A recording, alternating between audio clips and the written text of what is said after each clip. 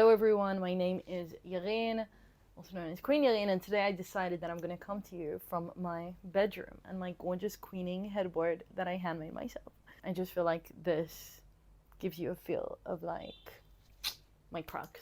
The reason that I didn't want to make this video is because I didn't want to make it feel like I was hating on Kabbalah. I think that there's so much wisdom to learn and that there are so many incredible teachers that are really delivering the deepest concepts in really easy to understand ways.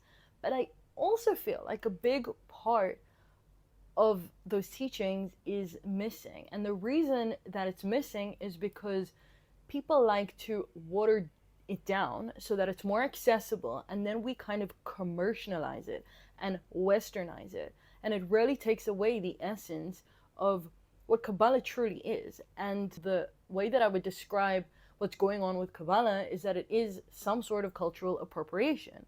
And that's really because when people talk about it, they don't directly connect Kabbalah to Judaism. They don't directly connect Kabbalah to the Torah. They'll speak about it as if it's a universal wisdom without mentioning where it's from, and that it is deeply rooted in our people, in Am Yisrael, and that it's deeply rooted in the Torah, and that it is part of the entire system. So when you take it out of context and you just share it as a universal wisdom of manifesting and, you know, being in the light of the Creator, all of these concepts and all of the beautiful things that people are teaching are 100% correct. But I feel that there's a problem, and that is disconnecting Kabbalah from its root source, which is Judaism. And why is this an issue on a bigger picture? Because I feel that in general, Judaism is so misunderstood, and this land is so misunderstood. And the way that we can re-understand it is to really go deep into our roots. And a part of going into our roots is not just learning Kabbalah that is watered down. And, you know, I'm not a Kabbalah teacher, but I definitely do bring in ideas of Hasidut and Kabbalah from our Torah and link it to the times that we're living in. And I think that once you understand that Jewish spirituality and Jewish law and the story of the Jewish people and this land are not disconnected, but they're intrinsically connected. So you won't have like, oh, it's the religious people over here, and there's the spiritual people over here, and then there's Israel as a country, as a nation state over here, and then there's Jews in the diaspora over here. It's really about realizing that all of this wisdom, the Torah, Jewish spirituality, and Kabbalah is one. Whether it's us reading, you know, the pshat, the basic stories that sometimes won't even make sense, but actually when you realize that those are just metaphors for things that are so much deeper.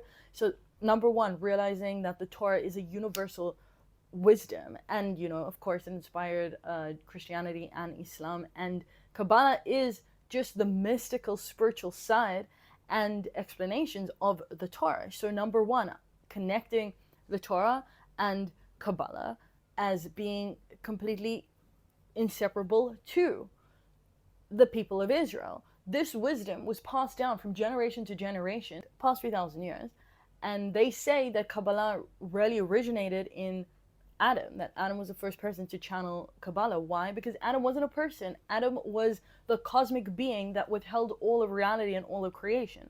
So number one, again, just understanding that the Torah the Torah and Kabbalah isn't disconnected from Am Yisrael, from the Jewish people, and that the Jewish people have a very unique role to play. The reason that the world hates us so much right now is because they know and they see that we are meant to fulfill our mission. And until we do that, the world is going to continue hating us. And up until now and moving on forward, the world will keep on using Am Yisrael as the scapegoat because we are the projection of their shadow that they do not want to integrate or heal within themselves, and they projected onto Am Yisrael. And the core reason of that is, number one, because they're not taking accountability for but also because we aren't doing what we came here to do, and that is to have unity among us. And until we do that, the more everyone is going to hate us. So the wisdom of the Kabbalah is there to inspire, number one, Am Yisrael, and number two, it's also to inspire the world. But when we don't connect the two, and we think as Kabbalah as this universal wisdom that is just there to, you know, teach me how to be in positive energy and positive vibes and be able to like manifest my future husband, then we disconnect it from God and from emunah. And from, so number one, just giving respect to the fact that it's come with us through all of these years in exile, and it's a wisdom that was codified and it was in secret. Why? Because we wanted to hold on to it. And now it says, the prophets say that in the times of Mashiach, in the Messianic era, in the times of redemption, the well springs of Torah will burst forward. And that in our generation, we are not hungry for food and we are not thirsty for water, but we are so yearning for the living word of God, for the word of spirituality. And that's why these well springs of Torah and Kabbalah are coming out right now. But I think that in order to really put them into their right place, they have to be connected to, number one, as we said, first, let's build up the Torah. Then number two, Am Yisrael, the Jewish people that are here with a very specific mission. And then number three, the land of Israel. In the Torah, most of the laws of halacha are only meant for when the Jewish people are in the land and when we have a temple. There are so many things, like if you think about the exile of the Jewish people, basically what happened is that we were people in this land, we had laws that were specific to this land, and then when we were no longer in the land, we had to basically take all this information, put it in a suitcase, and just Judaism became this thing that was watered down to like Shabbat, kosher, and all of the mitzvot that we do on like a basic shtetl kind of level. But really, if you think about what Judaism is, it's an entire system of how to live, how to create an economic system, of how to win and fight wars, how to create harmony in every single part of reality, as well as respecting the land, respecting the people, creating unity, living with your neighbors. It's not just a religion that is there to tell you to wear thick stockings and to cover your hair. This religion is not a religion, because we know that it is the Jewish people aren't a religion. We have a belief system, but we also have a shared language, a shared history, a shared land, and a shared spiritual heritage. And the land is basically the place where all of these things can happen. The land is where Am Yisrael, if we think about it as three pillars, the land is a place where Am Yisrael, the Jewish people, can live and can create a healthy society based on the insights of spirituality and the laws of the Torah, which is the foundation. So we have these three pillars, and the string that runs all the way through them is Kabbalah, is the deep spiritual wisdom. So when we have teachers today that talk about Kabbalah and they say, the sages say, which sages are you talking about?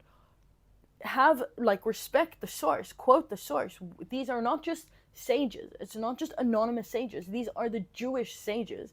And this is because the wisdom of Kabbalah is the wisdom that is intrinsically connected to the Jewish people and to this land. And it is not an historic text that is universal wisdom.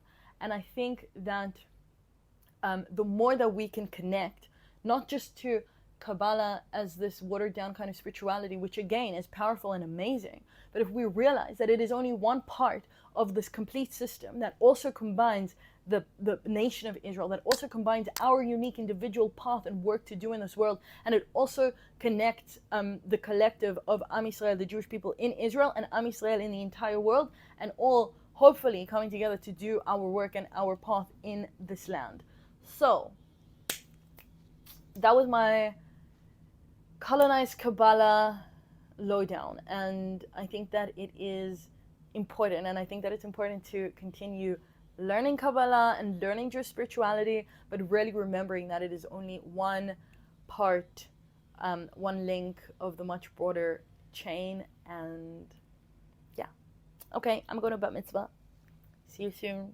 Click, follow, do whatever you want, and I hope you enjoyed.